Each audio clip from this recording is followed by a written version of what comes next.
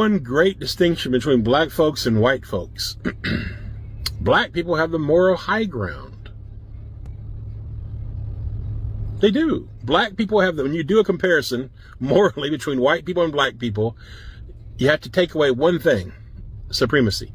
Black people do not have a culture of black supremacy. However, white people do. So white people are narcissists, social, cultural, systemic narcissists is who we are because of our racism, because of the lies of white supremacy.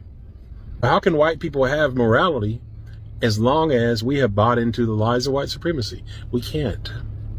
And how does that feel to know that black people have a moral high ground? How does that feel to know as a white person that you are sick, twisted, narcissistic, and immoral, highly immoral, and inhumane? I don't use the N-word. What are you doing to fight and dismantle racism that benefits you, white person? Nothing.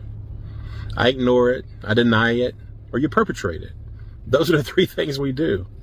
We ignore it, we deny it, or we perpetrate it. That's what most white people do. I hate to say it, but it's true. And that's why I say we're social narcissists, and we have no moral high ground racially.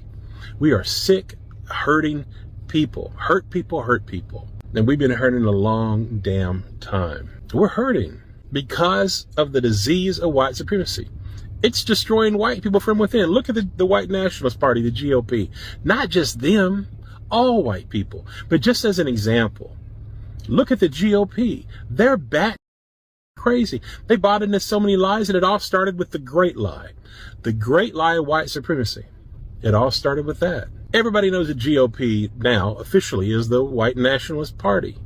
That's a fact. Matter of fact, you can look at a lot of the rhetoric that they spew, and it's almost identical to what the KKK is spewing, and has been spewing for many, many, many years. It's the exact same rhetoric.